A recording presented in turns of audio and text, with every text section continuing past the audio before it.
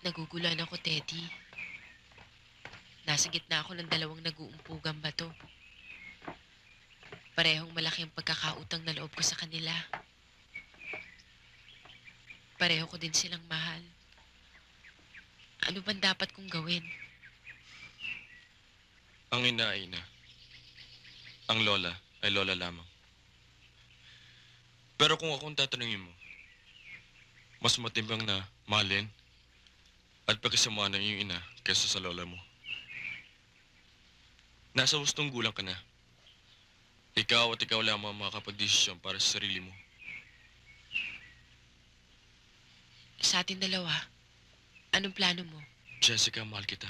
Yan ang sinasabi mo, pero ang gusto kong malaman ay yung mga plano mo. Magpapakasal tayo. Pero hindi pa ngayon. Marami pa akong dapat tuparin sa plano ko sa buhay.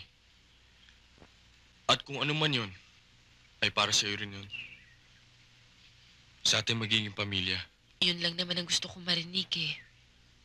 Salamat, Teddy. Mahal na mahal kita. Kahit na anong gusto mo, gugustuhin ko na rin.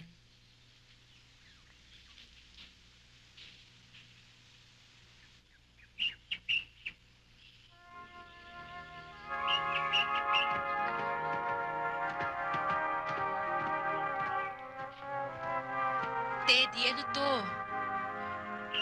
Walang makakita sa atin dito, Jessica. Meaning? I want you.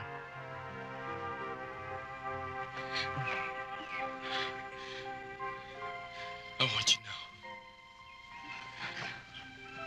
Wag muna, Teddy. Wag muna. Bigay mo na sa akin. Bigay mo na sa akin, Jessica.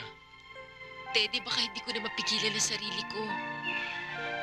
Wala na makakapigil sa akin. Ayoko ng away. Ayoko ng diskusyon. Ayoko na ng paliwanag. Ang gusto ko malaman mo. Alam ko na ang lahat. Cindy, pakinggan mo ako for the last time. Edwin, ang tagal ko nang nakikinig.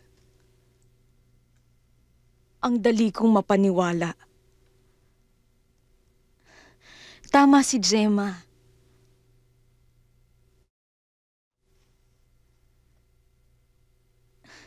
Pero alam mo,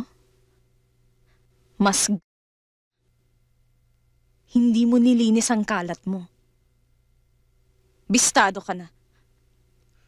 Hindi mo ako pwedeng iwan. No! Hindi na ako natatakot sa'yo. Hindi na, Edwin. Edwin, bumalik ka na sa basurang pinanggalingan mo.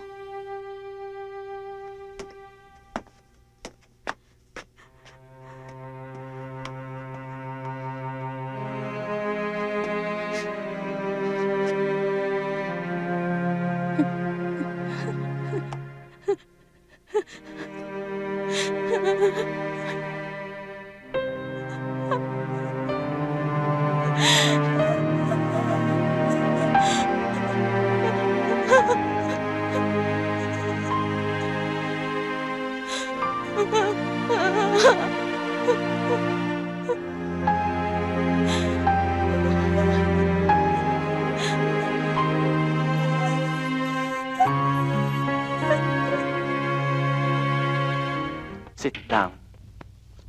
Nasaan? Eto, mga exclusive sketches. O, take your pick. Merong espada, merong mga puso, at merong mga stripes. Say, type? Hindi ko gusto. Ay, bakit pinaghirapan ko pa naman yan? Teka, nasa na ba yung mga sketches mo kay Ate Divina? Ah, kay Ate Divina mo.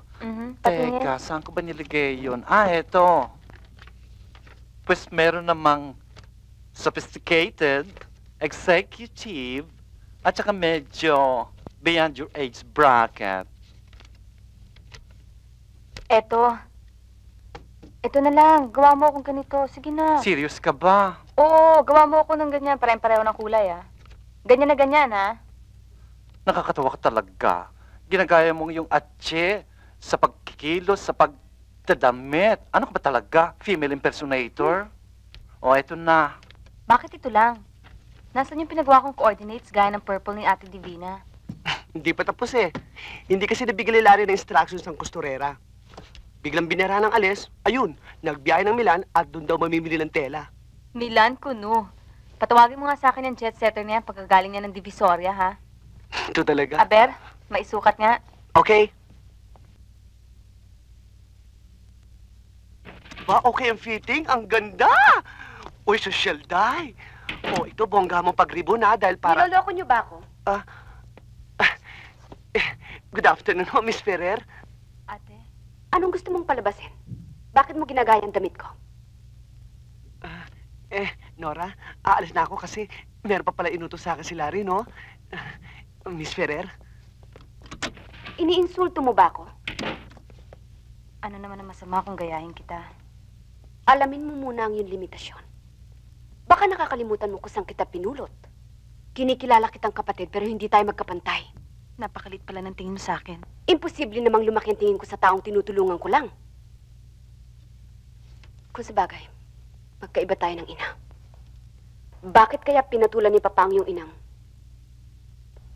Huwag mo namang insultuhin ang inay. Patay na siya. Hindi ko siya iniinsulto. Sinasabi ko lang sa iyo ang totoo. Magkaiba tayong dalawa. Hindi mo ako matutularan at hindi kita tutularan. Nora, ang hindi mo maabot, huwag mong pagpilitang abutin. Wala ka pang pakpak. Kaya huwag kang lumipad ng ubod ng taas.